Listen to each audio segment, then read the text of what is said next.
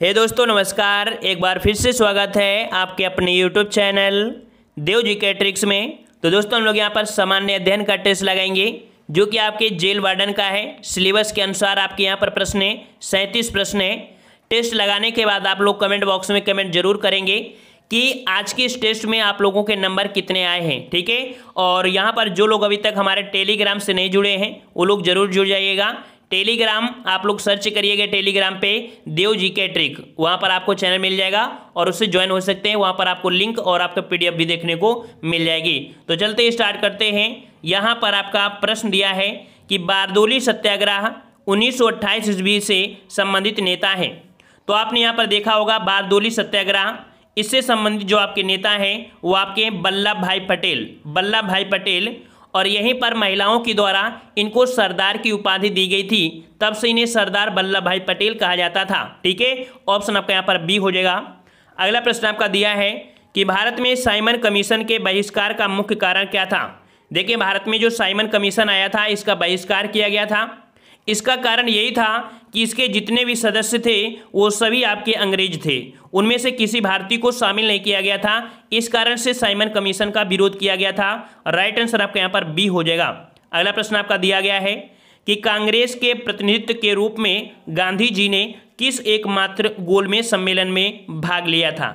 तो याद रखिए कांग्रेस के जो आपके गोलमेज सम्मेलन हुए थे, ठीक है, ये आपके कह सकते इंग्लैंड में हुए थे। वो एक पहला हुआ था 1930 में हुआ था, फिर आपके 31 में, फिर आपके 32 में, क्रम से बिल्कुल हुए थे। तो यहाँ पर राइट आंसर आपका जो हो जाएगा, राइट आंसर आपका हो जाएगा आपका बी नंबर, द्वितीय गोलमेज सम्मेलन में गांधी जी ने भाग लिया था, याद रखिएगा, ठीक है। अगला प्रश्न आपका है कि पानीपत का द्वितीय युद्ध कब हुआ था। पानीपत का द्वितीय युद्ध कब हुआ था। तो द्वितीय युद्ध की बात किया है तो द्वितीय युद्ध में आपके कह सकते हैं आपके अकबर और आपके हेमू, है ना। तो ऑप्शन आपका यहाँ पर कौन सा हो जाएगा, बी नंबर हो जाएगा। 1526 में आपका पानीपत का द्वितीय युद्ध हुआ था, जिसमें से आपके अकबर के जो आपके संरक्षक थे बैरम खां और आपके कह सकते हैं हेमू के बीच में आपका लड़ा गया था, ठीक है ना। और पानीपत का प्रथम युद्ध जो कि आपके कह सकते हैं ये आपका 1526 में आपके बाबर और इब्राहिम लोदी के बीच लड़ा गया था, आपका प्रथम। यहाँ पर द्वितीय पूछा है, द्वितीय आपका कौन सा हो जाएगा, 1556 ईस्वी। अगला प्रश्न आपका है कि मौर्य शासक अशोक ने कलिंग पर आक्रमण किया था। तो भाई यहाँ पर बताना है कि मौर्य शासक आपके कौन है, अशोक। इन्होंने कलिंग पर आक्रमण किया था और ये आक्रमण जो किया था कब किया था। तो यहाँ पर याद रखिएगा ये किए थे आपके 261 ईस्वी पूर्व, यह आपको ऑप्शन में कभी कभी मिल जाता है 262 ईस्वी पूर्व, क्योंकि आपने देखा होगा ईस्वी पूर्व और ईस्वी में अंतर होता है, ठीक है। तो 262-261 ईस्वी पूर्व भी आपको देखने को मिल सकता है, ये भी पॉइंट याद रखना है। तो राइट आंसर आपका बी हो जाएगा। और इस युद्ध में कह सकते हैं इतना ज़्यादा रक्तपात हुआ था जिससे यहाँ पर अशोक विचलित हो गया और कहा था इसके बाद हम कभी युद्ध नहीं लड़ेंगे, ठीक है। तो राइट आंसर आपका बी हो जाएगा। अगला प्रश्न आपका है कि एलोरा के कैलाश मंदिर का निर्माण किसने करवाया था। एलोरा के कैलाश मंदिर का निर्माण किसने करवाया था। यहाँ पर 6 का जवाब हो जाएगा ऑप्शन राइट। यहाँ पर फर्स्ट नंबर कृष्ण प्रथम ने करवाया था। किसने, कृष्ण प्रथम ने करवाया था, ऑप्शन फर्स्ट हो जाएगा। अगला है कि गांधार कला किस काल में विकसित हुई। गांधार कला किस काल में विकसित हुई थी। तो याद रखिए ये कला जो आपकी विकसित हुई थी आपकी मैक्सिमम आपके कुषाण काल में, ठीक है, कुषाण काल में विकसित हुई थी। ऑप्शन राइट आपका यहाँ पर डी हो जाएगा, कुषाण काल। नेक्स्ट प्रश्न आपका है, यहाँ पर आपको मिलान करना है, ठीक है, मिलान करना है। देखते हैं यहाँ पर, तो देखिए यहाँ पर आपका हजारीबाग से क्या प्राप्त होता है। तो ये प्राप्त होता है आपका यहाँ पर अब्रक। वहीं पर आपका नवेली से प्राप्त होता है आपका यहाँ पर भूरा कोयला। और झरिया से प्राप्त होता है, झरिया से आपका प्राप्त होता है कोयला। और आपका राउरकेला से प्राप्त होता है आपका लोहा। तो इसके अनुसार से आप देख सकते हैं 4-3-1-2 ऑप्शन आपका यहाँ पर कौन सा हो जाएगा, आपका बी वाला सही हो जाएगा। अगला प्रश्न दिया है कि भारत के किस राज्य को चावल का कटोरा या राइस बाउल कहा जाता है। तो इस प्रश्न में बड़ा कन्फ्यूजन होता है। यहाँ पर 2 पॉइंट समझना है आपको। देखो चावल का कटोरा दिया है ना कि धान का कटोरा। अगर धान का कटोरा होता तो आप छत्तीसगढ़ को लगाते। ठीक है, धान का कटोरा होता तो आप छत्तीसगढ़ को लगाते। यहाँ पर पूछा है चावल का कटोरा, तो चावल का कटोरा आपके यहाँ पर आंध्र प्रदेश हो जाएगा। याद रखिएगा कि थोड़े थोड़े प्रश्न में आपका कह सकते हैं गलती हो जाती है। जैसे चीनी का कटोरा, तो चीनी का कटोरा आपका यूपी को कहा जाता है। ठीक है, धान का कटोरा आपका छत्तीसगढ़ को, और चावल का कटोरा आपका होता है आंध्र प्रदेश होता है। क्लियर हुआ? चलिए अगला प्रश्न आपका है कि निम्नलिखित में से किसको सह्याद्री पर्वत भी कहा जाता है? सह्याद्री पर्वत, अभी ये क्वेश्चन आपके यूपीपीसीएस में भी क्वेश्चन पूछा गया था। तो यहाँ पर जवाब क्या हो जाएगा? सह्याद्री पर्वत जो आपका है ये आपका भारत है, और भारत का ये जो पश्चिमी घाट है, पश्चिमी घाट को ही हम लोग सह्याद्री पर्वतमाला कहा जाता है। तो ऑप्शन राइट आपका यहाँ पर कौन सा हो जाएगा? बी वाला आपका सही हो जाएगा, बी नंबर। क्लियर हुआ? बी वाला आपका सही हो जाएगा। अगला प्रश्न आपका है कि विश्व में सबसे विशाल मरुभूमि कौन सी है? विशाल मरुभूमि जो आपकी है वो आपकी कौन सी है? विशाल मरुभूमि कौन सी आपकी? तो ये जो आपकी है कौन सी? ऑप्शन आपका यहाँ पर ये हो जाएगा आपका सहारा। ठीक है, सहारा रेगिस्तान ये आपका सबसे बड़ा है। ठीक है, और अगला प्रश्न दिया है कि भारत में मुद्रास्फीति मापी जाती है। भारत में मुद्रास्फीति जो मापी जाती है वो किसके आधार पर मापी जाती है? मुद्रास्फीति, तो यहाँ पर कह सकते हैं मुद्रास्फीति जो आपकी होती है वो थोक मूल्य सूचकांक पर आधारित होती है। तो ऑप्शन आपका यहाँ पर कौन सा हो जाएगा? ये नंबर, थोक मूल्य सूचकांक पर आपकी मापी जाती है भारत में मुद्रास्फीति। ठीक है, और यहाँ पर आपका अगला प्रश्न दिया गया है कि अंत्योदय कार्यक्रम का उद्देश्य था। अंत्योदय कार्यक्रम आप देखा होगा कि गाँव में अंत्योदय कार्ड भी बने हुए हैं, अंत्योदय कार्ड भी बने हैं। इनका कार्ड का मतलब होता है बहुत ही कम पैसे में ज़्यादा से ज़्यादा लगभग 7 पसेरी, ठीक है, उनको अनाज दिया जाता है, लगभग 35 किलो, 7 × 35 मतलब 35 kg ये दिया जाता है। गरीबों में से सबसे अधिक जो गरीब होते हैं उनकी मदद करने के लिए अंत्योदय कार्यक्रम चलाया गया था। तो ऑप्शन आपका यहाँ पर कौन हो जाएगा? डी वाला।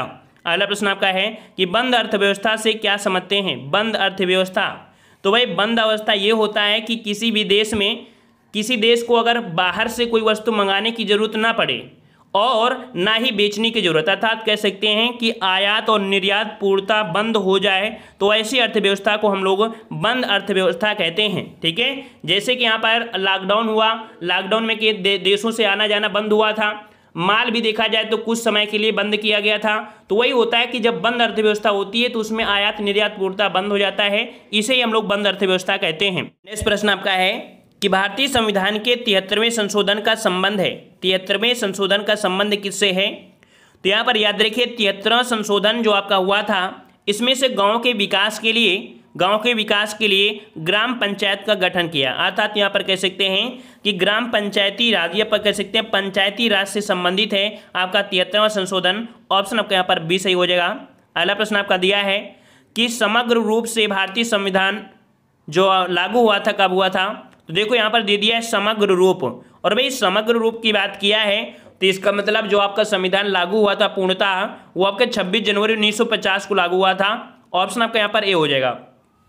अगर ये प्रश्न दिया जाता कि जो भारतीय संविधान कब अपनाया गया, कब अंगीकृत किया गया है ना, या बनकर तैयार हुआ था, तब आपका 26 नवंबर 1949 हो जाता, लेकिन यहाँ पर पूर्णता दे दिया है जो कि आपका 26 जनवरी 1950 हो जाएगा। ऑप्शन आपका ए हो जाएगा। अगला प्रश्न आपका है कि भारत का प्रधानमंत्री बनने के लिए अपेक्षित जो आपकी न्यूनतम आयु कितनी है? तो भाई प्रधानमंत्री अगर आपके सपने हैं तो भाई आपकी उम्र कितनी होनी चाहिए? तो आपकी 25 वर्ष, न्यूनतम कितनी होनी चाहिए? 25 वर्ष होनी चाहिए। तो ऑप्शन आपका यहाँ पर बी हो जाएगा, 25 वर्ष होना चाहिए भारत का प्रधानमंत्री।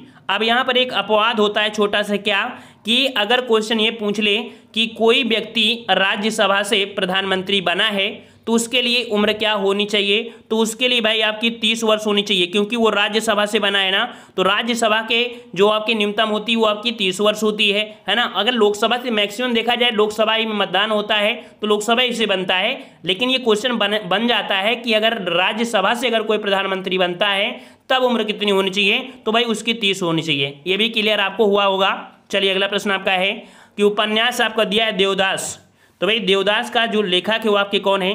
देवदास के लेखक को आपको कौन है? तो ये है आपके सी नंबर शरद चंद्र चट्टोपाध्याय। ऑप्शन आपका यहाँ पर सी हो जाएगा। अगला है हाइड्रोजन बम आधारित है। हाइड्रोजन बम जो आधारित है वो आपके किस पर? तो याद रखिए हाइड्रोजन बम आपका जो दिया है ये नाभिकीय संलयन पर आधारित है। किसके? नाभिकीय संलयन पर आधारित है। और अगर पूछा जाता कि यहाँ पर देखो हाइड्रोजन बम है और अगर परमाणु बम होता तो वो आपके नाभिकीय विखंडन में, आपने इंटर में और जो हाई स्कूल है वहाँ पर आप केमिस्ट्री पढ़े होंगे, तो वहाँ पर नाभिकीय विखंडन और नाभिकीय संलयन आपने पढ़ा था। तो नाभिकीय विखंडन में ऊर्जा होती है, लेकिन नाभिकीय संलयन जब परमाणु जुड़ते हैं तो उनमें और ज़्यादा ऊर्जा की जरूरत होती है। तो हाइड्रोजन बम जो आपके हैं वो आपके नाभिकीय संलयन पर आधारित आपके यहाँ पर कह सकते हैं, आपका ए आपका हो जाएगा। अगला है पौधों और जंतुओं के बीच की योजक कड़ी के रूप में जाना जाता है। देखिए पौधों और जंतुओं के बीच जो आपकी योजक कड़ी है तो उसके रूप में जो जाना जाता है वो आपका कौन, तो ये आपका होता है युगलीना। ठीक है, कौन सा आपका है, युगलीना है। ऑप्शन आपके यहाँ पर बी हो जाएगा। अगला प्रश्न आपका है कि विटामिन B1 का अन्य नाम क्या है। विटामिन B1 का अन्य नाम, तो भाई विटामिन B1 का नाम क्या है, तो नाम क्या है, थायमिन। ठीक है, थायमिन है। ऑप्शन आपका यहाँ पर ये हो जाएगा थायमिन। अगला प्रश्न आपका है कि प्रकाश वोल्टीसेल के प्रयोग से सौर ऊर्जा का रूपांतरण करने के लिए निम्नलिखित में से किसका उत्पादन होता है। देख लीजिए भाई कि प्रकाश वोल्टीसेल के प्रयोग से सौर ऊर्जा का रूपांतरण, तो भाई सौर ऊर्जा का रूपांतरण करने के लिए किसका उत्पादन करेंगे, तो ये आपके जो उत्पादन होता है सौर ऊर्जा से जो आपको उत्पादन होता है या रूपांतरण होता है ये किसका होता है, तो आपका भी आपको क्या मिलती है, विद्युत ऊर्जा तो मिलेगी ना। देखो प्रकाश वोल्टीसेल है, वहाँ से सौर ऊर्जा मिल गई है, सौर ऊर्जा से आपको क्या मिले, विद्युत कन्वर्ट कर सकते हैं ना। तो ऑप्शन आपका कौन सा हो जाएगा यहाँ पर, आपका बी नंबर विद्युत ऊर्जा हो जाएगी। नेक्स्ट प्रश्न आपका दिया गया है, कह रहा है उत्तर प्रदेश में 1860 ईस्वी में निम्नलिखित में से किन दो संग्रहालयों को मिलाकर एक कर दिया गया था। देख लीजिए समय दिया है आपका 1860 में, यहाँ पर दो संग्रहालय थे, इनको मिलाकर एक कर दिया गया था। ये संग्रहालय जो आपके हैं वो आपके कौन, तो आपका एक है आपका कौन सा, इलाहाबाद, दूसरा आपका यहाँ पर लखनऊ। तो याद रखिए जोड़ा याद रखिएगा, लखनऊ और आपका यहाँ पर जो आपका इलाहाबाद या कह सकते वर्तमान में जिसे प्रयागराज के नाम से जानते हैं। ठीक है, तो ऑप्शन आपका यहाँ पर ए हो जाएगा। अगला प्रश्न दिया है कि देवा शरीफ उत्तर प्रदेश में कहाँ स्थित है। देवा शरीफ का मेला लगता है, ठीक है, देवा शरीफ का मेला लगता है जो कि आप देख सकते हैं, ऑप्शन आपका बी हो जाएगा। कहाँ पर, तो आपके बाराबंकी में लगता है देवा शरीफ का मेला। ठीक है, और अगला प्रश्न दिया है कि भातखंडे संगीत संस्थान लखनऊ डीम्ड विश्वविद्यालय बना। देखो भातखंडे संगीत संस्थान है, ये लखनऊ डीम्ड विश्वविद्यालय बना था, कब बना था, तो याद रखिए यहाँ पर चारों ऑप्शन में ऑप्शन सही नहीं दिया गया है। वैसे एवरेज में आपको लगाना है क्योंकि सही ऑप्शन आपका होता है 2001। ठीक है, 2001 होता है, तो इसके अनुसार से ऑप्शन कौन लगाएंगे, आपका बी लगा देंगे। ठीक है ना, क्योंकि आपको एक ऑप्शन चुनना ही पड़ेगा, वैसे शुद्ध आपका होता है 2001। अगला प्रश्न आपका दिया है कि निम्नलिखित में से विविध शोध संस्थान, निम्नलिखित में से कौन सा शोध संस्थान आगरा में स्थित है। मतलब पूछा गया है ऐसा कौन सा शोध संस्थान है जो आपके आगरा में है, तो भाई आगरा में जो आपका है वो आपका कौन सा है, यहाँ पर जवाब देना है। तो आपका 26 का जवाब जो बनेगा आपका कौन सा बनेगा, राइट आंसर आपका हो जाएगा यहाँ पर आपका सी वाला कि area delivery research and defence institute, ये आपके आगरा में है। याद रखिए कहाँ पर है, आपके आगरा में है। वहीं पर अगर बात करें डिफेंस रिसर्च लेबोरेटरी, ये कहाँ पड़ता है, तो ये आपके दिल्ली में है। याद रखिए सेंट्रल बिल्डिंग रिसर्च, ये जो आपके कह सकते हैं उत्तराखंड में। ठीक है, उत्तराखंड में केंद्रीय भवन निर्माण वाला, ठीक है, ये आपके उत्तराखंड में है। और ड्रग जो आपका है वह कहाँ होता है, तो आपके लखनऊ में है। तो चारों ऑप्शन आपके क्लियर हो गए होंगे। अगला है एक्स रंग रूट चुना जाता है। एक्स रंग रूट चुना जाता है, तो भाई ये देख लीजिए आपके यहाँ पर कह सकते हैं कि जो सिपाही नया भर्ती होता है, जो सिपाही नया भर्ती होता है उसी के लिए करेंगे। तो वही जो स्टार्टिंग में होता है उसे हम लोग क्या बोलते हैं, कांस्टेबल ही तो बोलते हैं ना। तो कांस्टेबलों में से यहाँ पर चुना जाता है जो नया भर्ती होता है। ठीक है, ऑप्शन आपका यहाँ पर ये हो जाएगा। अगला प्रश्न दिया है कि निम्नलिखित में से महिलाओं के लिए पुलिस में साहस व चुनौती वाला पद कौन सा है। देख लीजिए महिलाओं के लिए जो पुलिस में साहस और चुनौती वाला जो पद है वो आपका पद कौन सा है, तो यहाँ पर आपका जो होता है कांस्टेबल। ठीक है, कौन सा होता है, तो कांस्टेबल का होता है। ऑप्शन आपका यहाँ पर ए हो जाएगा। नेक्स्ट प्रश्न आपका है निर्धन व अशक्त नागरिकों के लिए मुक्त विधिक सहायता संविधान के किस अनुच्छेद में उपबंधित है। तो याद रखिए आपने पढ़ा होगा समान, है ना, समान वेतन, उसी वाले पार्ट में जो आपका है कौन सा पार्ट, जो आपका फर्स्ट वाला पार्ट, अर्थात अनुच्छेद 39 के का में ये आपका दिया गया है। ठीक है, और बी वाले में समान वेतन आपका दिया गया था। अगला प्रश्न आपका है कि 4 अक्टूबर को मनाया जाता है। 4 अक्टूबर को क्या मनाते हैं, तो याद रखिए 4 अक्टूबर को मनाया जाता है 4 अक्टूबर को मनाया जाता है विश्व कल्याण दिवस, किसके लिए? पशु के लिए। तो याद रखिए 4 अक्टूबर को विश्व पशु कल्याण दिवस के रूप में मनाया जाता है। ऑप्शन आपका डी हो जाएगा। अगला है कि जैविकीय संदूषक के अंतर्गत आते हैं जैविकीय, तो भाई जैविकीय है तो जैविक यहाँ पर देखो जंतुओं का मलमूत्र है, इसका भी परिवर्तन हो जाता है। हानिकारक सूक्ष्म जीव है, इनके भी परिवर्तन, मानव का मलमूत्र ये भी होते हैं। कहीं ना कहीं देखा जाए तो इसका रूप परिवर्तन आपका हो जाता है, मिट्टी में कन्वर्ट हो जाते हैं, है ना। तो फाइनली देखा जाए ये जो सभी प्रक्रियाएं हैं ये सभी आपके कह सकते हैं जैविकीय संदूषक के अंतर्गत आपके आते हैं। जैविकीय संदूषक मतलब कह सकते हैं एक रूप से दूसरे रूप में परिवर्तन होना, ठीक है, डी नंबर। अगला प्रश्न आपका दिया है कि अंतर्राष्ट्रीय श्रम संगठन का मुख्यालय कहाँ पर है? अंतर्राष्ट्रीय श्रम संगठन का जो मुख्यालय है या कहाँ पर है आपके? तो ये जो मुख्यालय आपके कहाँ पर है? श्रम संगठन की बात आती है तो डायरेक्ट कहाँ पर जाना है आपका? जिनेवा में। जिनेवा में ढेर सारे आपके संगठन हैं जो श्रम संगठन आपका यहाँ पर दिया है। ऑप्शन आपका ए हो जाएगा जिनेवा। अगला प्रश्न आपका है कि हैकिंग फिशिंग किस प्रकार के अपराध हैं? तो यहाँ पर आप देख पा रहे हैं कि एक शब्द तो आप जानते ही हैं, है ना, हैकिंग। हैकिंग कहाँ पर होता है आपके? तो हैकिंग कहाँ पर है? तो हैकिंग आपकी जैसे आपके कह सकते हैं जो आपके जैसे देखो यूट्यूब चैनल हैक कर लिए, कोई कंप्यूटर हैक कर लिया गया, कोई मोबाइल हैक कर लिया, इन सबको जो बोला जाता है उन्हें साइबर अपराध बोलते हैं। क्या बोलते हैं? साइबर अपराध बोलते हैं। तो ऑप्शन आपका यहाँ पर बी हो जाएगा, साइबर अपराध, ठीक है, ऑप्शन आपका बी हो जाएगा। अगला है कि भारत का एकमात्र राज्य जहाँ जीएसटी लागू नहीं है। तो भाई जीएसटी लागू नहीं है तो आपने देखा था कि जब 370 आपका यहाँ पर ख़त्म हुआ तो आपका यहाँ पर जम्मू कश्मीर भी आपके भारत में विलय हो गया।